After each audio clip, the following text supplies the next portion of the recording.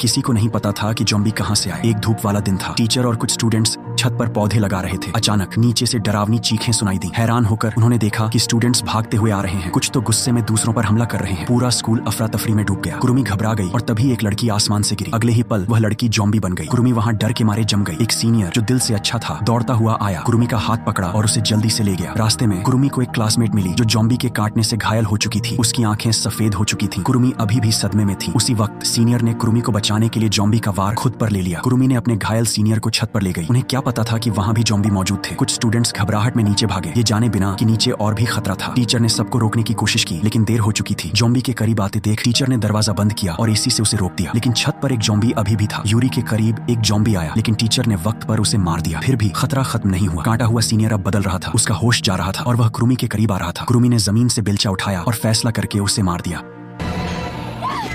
School और पूरा island तबाह हो चुका था। सिर्फ एक टीचर और 3 स्टूडेंट्स बचे थे। उन्होंने छत पर बड़ा सा SOS लिखा, उम्मीद के साथ कि कोई रेस्क्यू टीम उन्हें ढूंढ लेगी। खुशकिस्मती से छत पर कुछ सब्जियों के बाग थे जिससे उनका खाना का मसला थोड़ी देर के लिए हल हो गया। लेकिन सिर्फ सब्जियों पर ज्यादा दिन तक नहीं चला जा सकता, इससे कमजोरी आ जाएगी। कुरुमी और यूरी कैंटीन में खाना ढूंढने जाने वाले थे, जैसे चावल और मीट, ताकि खाना पूरा रहे। वो दबे पांव नीचे गए और देखा कि हॉल में कई ज़ॉम्बी घूम रहे हैं। यूरी ने पहले से तैयार किए पिंग पोंग बॉल्स निकाले और उन्हें अलग अलग दिशाओं में फेंका ताकि ज़ॉम्बी का ध्यान बंट जाए। जब ज़ॉम्बी इधर उधर गए वो दोनों हॉल से दौड़ते हुए निकले। एक कॉरिडोर पार करने के बाद वे कैंटीन तक पहुंच सकते थे, लेकिन एक मोड़ पर एक और ज़ॉम्बी था। वह पलटने वाला था, इसलिए दोनों जल्दी से झुक गए। ज़ॉम्बी की नजर कम थी, उसने उन्हें नहीं देखा। जब वह थोड़ा रिलैक्स हुए यूरी एकदम डर गई। एक और ज़ॉम्बी सामने आ गया और अगले ही पल कुरुमी पर झपटा। कुरुमी ने बेलचे से उसका हमला रोका लेकिन शोर से दूसरा ज़ॉम्बी भी वापस आ गया। यूरी अपने हाथ में बैट घुमाती रही लेकिन उससे कोई असर नहीं हुआ, जैसे वह ज़ॉम्बी को मालिश दे रही हो। यूरी इतना डर गई कि वह जमीन पर बैठ गई। जब कुरुमी ने एक ज़ॉम्बी को खत्म किया दूसरा उस पर झपटा। ज़ॉम्बी ने यूरी की सुंदर टांग पकड़ ली लेकिन कुरुमी ने पूरी ताकत से सामने वाले ज़ॉम्बी को धक्का दिया। फिर उसने बेलचा घुमाया और ज़ॉम्बी को मार दिया। यूरी को बचा लिया। फिर वे कैंटीन पहुंचे। वहां सब कुछ टूटा फूटा था लेकिन उन्हें एक पैकेट नूडल्स मिला। अचानक कुरुमी को एक आवाज सुनाई दी। बेलचा पकड़कर वह धीरे धीरे आगे बढ़ी। दरवाजा खोलते ही कोई उस पर झपटा। कुरुमी ने पलटकर देखा कि यह एक बचा हुआ स्टूडेंट था। सेफ्टी के लिए उन्होंने उसकी पूरी जांच की, कोई चोट नहीं थी। तब जाकर वे चैन से बैठे। वह स्टूडेंट मिकी थी, एक सेकंड ईयर की लड़की जो वायरस फैलने के बाद से कैंटीन में छुपी हुई थी। मिकी का स्वागत करने के लिए उन्होंने उसी नूडल्स को खाया जो इतनी मुश्किल से मिला था। लेकिन खुशी के माहौल में मिकी का चेहरा उदास था। खाना एक दिन खत्म हो जाएगा और वह बस बैठकर इंतजार नहीं करना चाहती थी। अगले दिन सुबह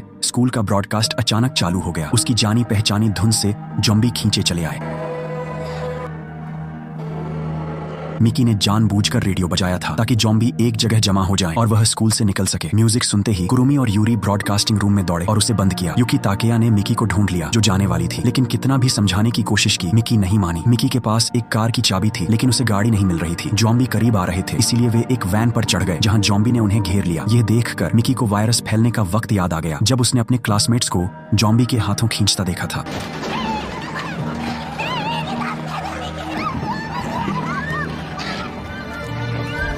जब मिकी होश में आई कुरुमी शोर करके ज़ॉम्बी का ध्यान हटा रही थी लेकिन यह काम नहीं किया। हालत खराब देख यूरी ब्रॉडकास्टिंग रूम वापस गई और अपना पसंदीदा गाना बजाया।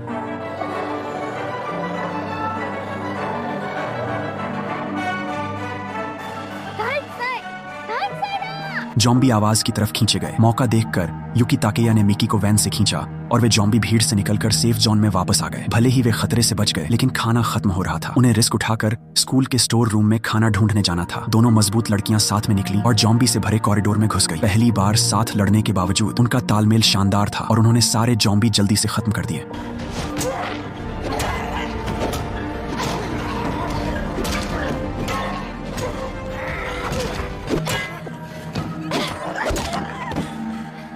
उनकी मेहनत बेकार नहीं गई। स्टोर रूम में ढेर सारी जिंदगी की जरूरतें थीं जो कई सालों तक काफी थीं। लेकिन जब वे खुशी से सामान ले जा रहे थे अचानक एक ज़ॉम्बी आ गया।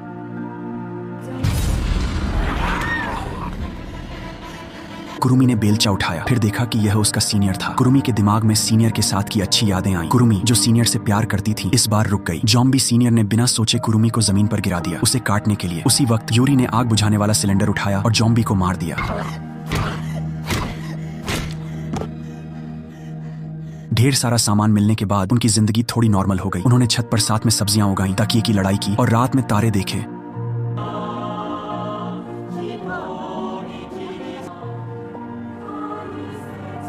लेकिन खुशी के पल हमेशा छोटे होते हैं। एक पार्टी के दौरान अचानक फायर अलार्म बजा। पता नहीं क्यों उसकी तीखी आवाज पूरे कैंपस में गूंजी। ज़ॉम्बी हिलने लगे, टीचिंग बिल्डिंग की तरफ आने लगे।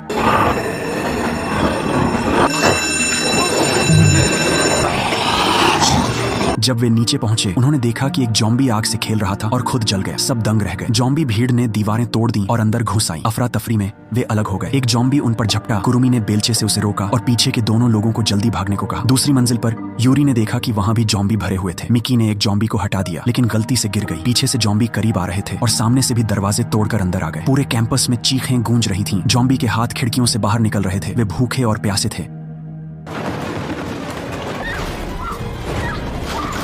वो जॉम्बी भीड़ से होते हुए एक एक्टिविटी रूम में पहुंच गए। उन्होंने टेबल और कुर्सियों से दरवाजा रोका लेकिन जॉम्बी ने जल्दी ही उसे तोड़ दिया। वे मौत के कगार पर थे। युकी ताकेया, जिसकी लड़ने की कोई ताकत नहीं थी, जमीन पर बैठकर चिल्ला रही थी। सिर्फ कुरुमी छत पर भाग निकली, जॉम्बी को रोकने की कोशिश करती हुई। लेकिन जॉम्बी की संख्या इतनी थी कि कुरुमी एक छोटे से 1 वर्ग मीटर के जगह में गिर गई, पूरी तरह से फंस गई। आखिरी पल में जब वह हार मानने वाली थी, उसे सीनियर के वो शब्द याद आए।